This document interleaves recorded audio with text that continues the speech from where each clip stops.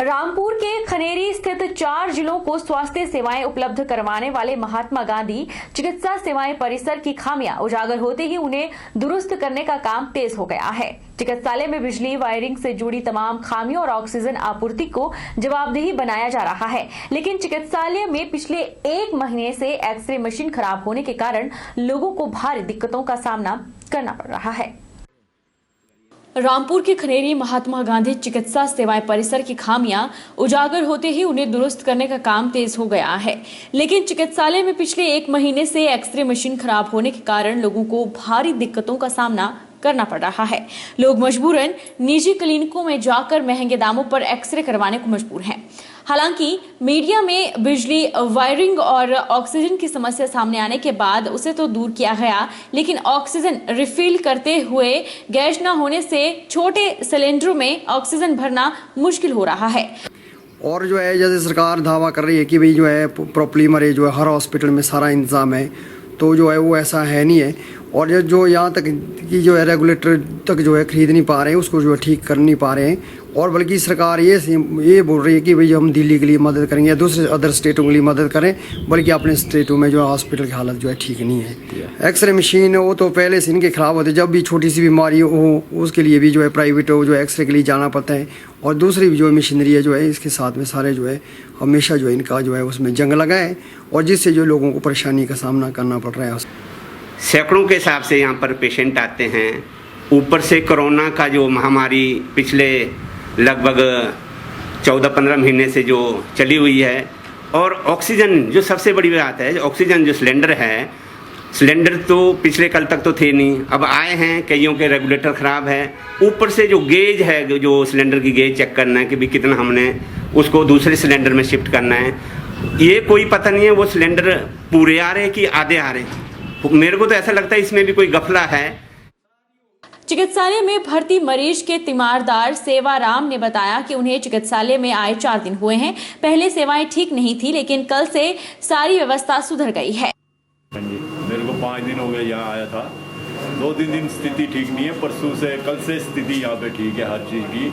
बिजली के कनेक्शन भी ठीक दे दिए गए हैं, और ये क्या बोलते हैं सिलेंडर का ये भी ठीक कर दिया गया है, रेगुलेटर वगैरह लगा दिया गया, सर्विस अभी ठीक है। हमारे परसों तक दिक्कती, परसों से देखो हमारे को ठीक हो रहा है, डॉक्टर भी चल रहे हैं। हाँ जी। और नर्स भी आ रहे, बेचारी दवाइयाँ भी दे रहे, हमारी देखभाल भी हो रही, सब कुछ देखभाल हो रही। तो किस चीज़ को बोले हम ये स्विच साच कब ठीक हुए? स्विच एक कलर ठीक हो गए, सारा दिन लगाया हम नहीं यहाँ। अच्छा, मैं पिछले 4 दिनों से यहाँ पर हूँ। 2-1 दिन में स्थिति में थोड़ी सी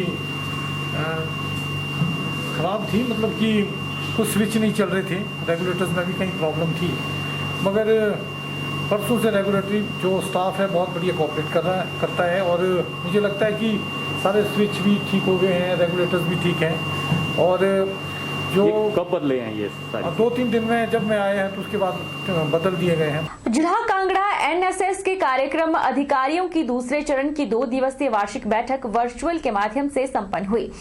ऑब्जर्वर मुल्कराज शर्मा ने कहा कि बैठक में एनएसएस द्वारा कोरोना काल में किए गए कार्यक्रमों पर चर्चा की गई और आगामी दिनों में होने वाले कार्यक्रमों की रणनीति भी तैयार की गई। इस मीटिंग में श्री दीप ठाकुर जी, जो कि state coordinator NSS Himachal Pradesh हैं, उन्होंने सभी को इस वर्ष वैश्विक महामारी में एनएसएस की गतिविधियां किस प्रकार से चलाई जाएं और क्या इनकी दिशा और दशा रहेगी, इसके बारे में सभी का मार्गदर्शन विस्तृत रूप में किया। श्री जय भगवान जी ने, जो भारत सरकार की तरफ से इस मीटिंग में उपस्थित रहे, उन्होंने भारत सरकार के मुफ्त टीकाकरण अभियान को सफल बनाने के लिए एनएसएस के कार्यक्रम अधिकारियों तथा एनएसएस के वॉलंटियर्स की क्या भूमिका रहेगी, इसके बारे में विस्तृत प्रकाश डाला। इस मीटिंग को सफल बनाने के लिए तथा ऑर्गेनाइज करने के लिए राज्य की तरफ से श्री दीप ठाकुर जी स्टेट कोऑर्डिनेटर और जिला की तरफ से श्री शशिपाल राणा जी की जो भूमिका रही है उसकी भी भूरी भूरी प्रशंसा की गई, और सभी ने प्रण लिया कि इस वैश्विक महामारी में एनएसएस के वॉलंटियर किस प्रकार से राष्ट्र की सेवा कर सकें, इसके ऊपर सभी कार्यक्रम अधिकारियों को विशेष बल जो है वो देना चाहिए। नूरपुर ब्लॉक की पंचायत लदोड़ी और वन मंत्री राकेश पठानिया के पैतृक गांव में युवाओं के लिए बना आधुनिक बास्केटबॉल और बैडमिंटन मैदान नूरपुर तहसील में एक मिसाल बन रहा है। इस मैदान को लदौड़ी पंचायत ने विकासखंड नूरपुर के सहयोग से तैयार किया है, जिससे युवाओं में खेल के प्रति रुचि बढ़ रही है। लदौड़ी पंचायत प्रधान पार्वती देवी ने कहा कि बच्चों के लिए बास्केटबॉल और बैडमिंटन का मैदान तैयार करवाया गया है। इसके लिए मंत्री राकेश पठानिया द्वारा राशि दी गई थी। इसको तैयार करवाने में नूरपुर विकास खंड अधिकारी डॉक्टर रोहित शर्मा और जेई का काफी सहयोग रहा। ग्राउंड के बनने से युवा पीढ़ी की खेलों के प्रति रुचि बढ़ेगी और नशे से भी दूर रहेंगे। वहीं युवा अभिषेक पठानिया ने कहा कि यहाँ आधुनिक कोर्ट शायद ही जिला कांगड़ा में होगा। इससे युवाओं में खेल के प्रति जागरूकता बढ़ेगी और नशे से दूर रहने में मदद भी मिलेगी। ये जो बच्चों के लिए बास्केटबॉल और बैडमिंटन का ग्राउंड तैयार करवाया गया है, इसके लिए हमारे लोकप्रिय मंत्री श्री राकेश पठानिया द्वारा राशि दी गई थी। इस ग्राउंड को तैयार करवाने में नूरपुर विकास खंड अधिकारी डॉक्टर रोहित शर्मा और जेई साहब जी का काफ़ी सहयोग रहा। मैं अपनी ओर से और लदौड़ी पंचायत की तरफ से मंत्री राकेश पठानिया जी का धन्यवाद करती हूँ। वन मंत्री राकेश पठानिया जी का धन्यवाद करना चाहूँगा। उसके बाद अपने पंचायत के प्रधान का धन्यवाद करना चाहूँगा और जो भी हमारा युवक मंडल लदौड़ी है उसका भी।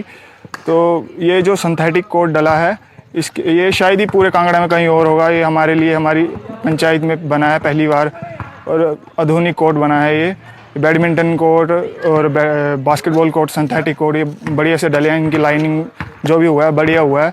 इसके लिए मैं धन्यवाद करना चाहूँगा राकेश पठानिया जी का, जिन्होंने हमें सुविधा दी है सबसे पहले। और इससे जो होगा युवाओं में खेलने का आक्रोश बढ़ेगा, उनकी फिजिकल फिटनेस बढ़िया हो जाएगी और जो नशों की तरफ जो जा रहे हैं उनको भी एक रोकथाम होगी अच्छे से उनकी। वक्त तो चला है छोटे से ब्रेक का। ब्रेक के उस पार फौरन लौटेंगे, आप बने रहिए हमारे साथ।